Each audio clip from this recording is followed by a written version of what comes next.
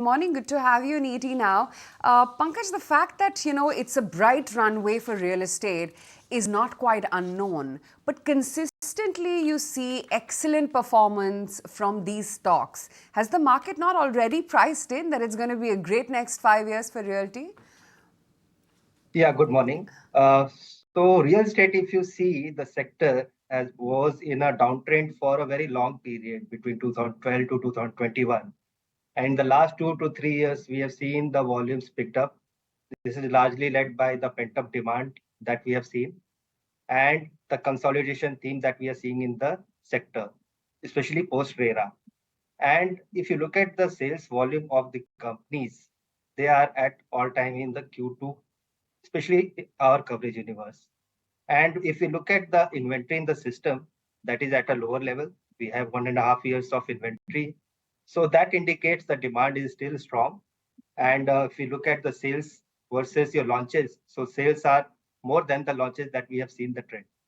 So looking at the strong launch pipeline that we see in the second half of the current financial year, these companies are expected to do well. And we see the demand is expected to continue for a little longer period. What is the right way of looking at valuations of real estate stocks? There was a time when we would look at market cap and then land bank. Then everyone said, okay, that's not the right way because ultimately you have to look at cash flow.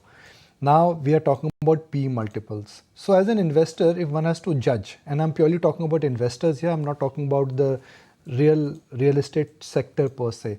So how does one judge that this stock is expensive or this stock has still value left? So, of course, there's a sharp run up in these stocks, and the stocks are now trading above their fair values or near their fair values. We value the stock based on their NAVs, and even on the EV to EBITDA basis on a on a forward pre-sales, the stocks are trading at say 7 to 10 times, which is on the higher side, looking at the past trend. So the stocks are of course trading at the higher side vis-a-vis what it used to trade earlier. But we are seeing a strong launch pipeline and the volume surprises are continuing. So we have to look at the results, how it is going to be, and what are the launch pipeline the companies are looking at.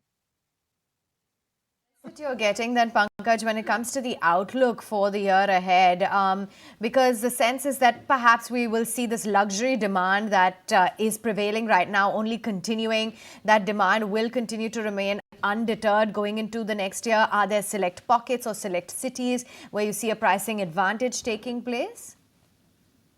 So, of course, as I stated earlier, also like between 2012 to 2021, the prices were not moving much. And the last 1.5 years, we have seen the prices have moved up. So, if you look at over a longer period, the prices are still attractive. If you look at from last 10 years perspective, price rise in line with the inflation or the cost inflation is something that would not impact the demand. That's what is being expected. Why is the rural slowdown and the semi-urban slowdown not hitting real estate demand?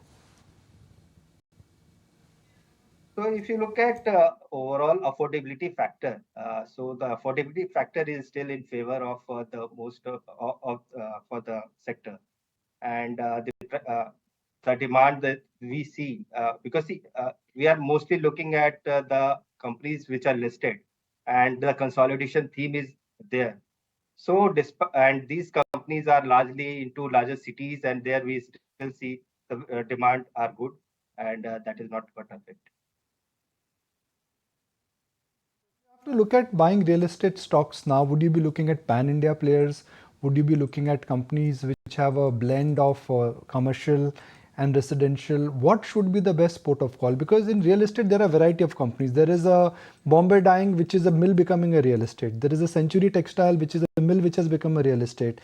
There is Lodha, which is Bombay-based focus. There is Prestige, which is coming out of South. बहुत confusion है. You're right, but if you see, most of the companies are now looking beyond their geographies. So, example like Prestige or say it, Lodha, they are looking beyond their core geographies. because the consolidation theme which is happening in the industry, because there is a more preference for towards the branded players. And ideally, we should look at the companies which is having a strong launch pipeline. They are delivering projects as well, and most of the leading names are in that category only. Uh, what about REITs? If one has to choose between REITs and real estate, is REITs a better option because you will get some price appreciation and you're getting about a 6% tax-free return. So if you're buying real estate stocks now, the maximum upside is 10 to 12%, which is not risk-free.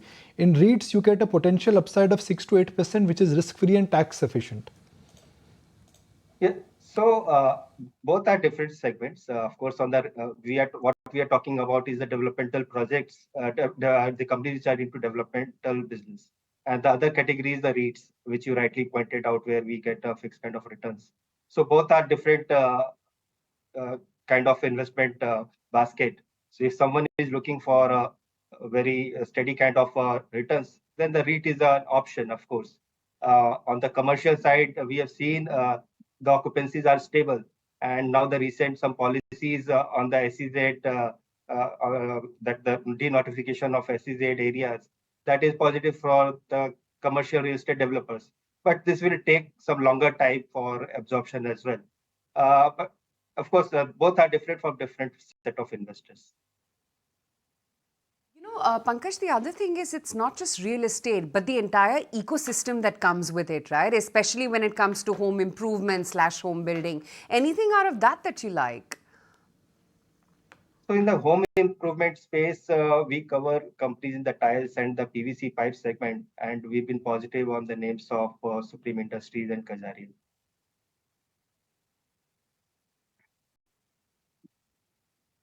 Uh, in terms of looking at the interest rate curve, what is your understanding as to where the interest rate impact will start kicking in?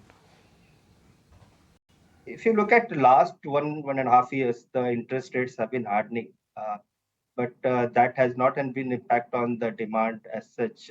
If you look at the rates, still lower than what it was in the previous cycles. And now we are talking about globally the interest rates are near their peak, or it should rather decline over next 1.5 years.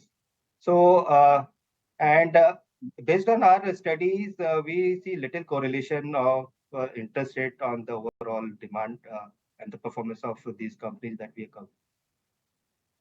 Okay, Pankaj, great to have you on the show. Thanks so much for flagging off what's really going on with the Realty Pack. By the way, look at the intraday graph of